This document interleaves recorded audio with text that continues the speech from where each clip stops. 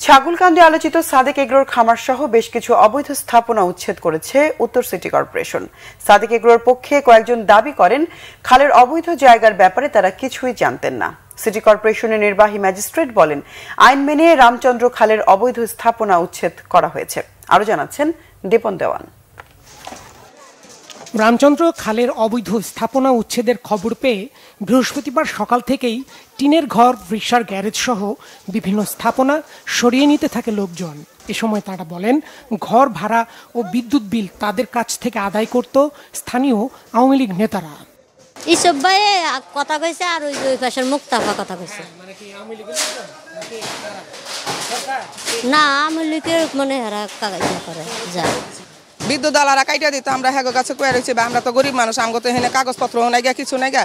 তাহলে যেহেতু বিদ্যুতের টাকা এই জায়গার এক লোক নিত, ওরা তো এতক্ষণ এখানে খারাপ দেখছে, এখন দেখি না। ওর নাম হইল খোকন। সকাল 10টায় উচ্ছেদ অভিযান শুরু হওয়ার কথা থাকলেও উত্তর সিটি কর্পোরেশনের ঊর্ধ্বতন কর্মকর্তারা ঘটনাস্থলে আসেন বেলা 12টায়। পরে কাগজপত্র অনুযায়ী সাদেক এগ্রোর অফিস ও ছাগলের খামার উচ্ছেদ শুরু হয়। এক পর্যায়ে সাদেক এগ্রোর কয়েকজন কর্মকর্তা বলেন, কোনো চিঠি না দিয়ে অলৌকিক ক্ষমতা বলে উচ্ছেদ করছে সিটি কর্পোরেশন। সাদেক এগ্রো তো ল্যান্ড ওনার থেকে ভাড়া নিছে, ল্যান্ড তো সাদেক এগ্রোর না। এখানে যতগুলো প্রতিষ্ঠান আছে সাদেক এগ্রোর ঘর আছে, একটা তো সাদেক এগ্রো না। আমরা তো জানি না যেটা ভেঙে ফেলো, কারণ আমরা তো আসি ভাই, এখানে তো আমাদের স্থাপনা, এখানে আমাদের স্থাপনা তো হচ্ছে বাড়িওয়ালার। আমরা এখানে যেহেতু আমাদের মালামাল আছে, তো আমাদের মালামাল আমাদেরকে করবে না। 10টা মিনিট সময় দেন, 10টা মিনিট সময় দিল না ভাই, কেন? এটা নিশ্চয়ই কোনো চাল আছে, এই চাল করে কোনো কিছু হবে না, সাদেক এগ্রোর কিছুই হবে না।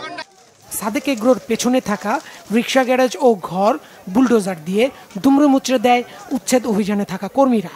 এ সময় সিটি কর্পোরেশনের কর্মকর্তারা বলেন, জোর করে কোনো কিছু উচ্ছেদ করা হচ্ছে না। খামারের মালিককে আমরা এর আগে সতর্ক করেছি, চিঠি দিয়েছি, ঈদের আগেও বলেছি, বৈধভাবে এটা উচ্ছেদ করা হচ্ছে। এখানে কোনো অলৌকিক ক্ষমতা, এখানে কোনো ইন্টেনশন, কোনো কিছু কন্টেনশনালি কোনো কিছু করা হচ্ছে না। খালের জায়গা দখলমুক্ত করতে এ ধরনের অভিযান চলমান থাকবে বলেও জানায় উত্তর সিটি কর্পোরেশন। দীপন দেওয়ান, বাংলা ভিশন, ঢাকা।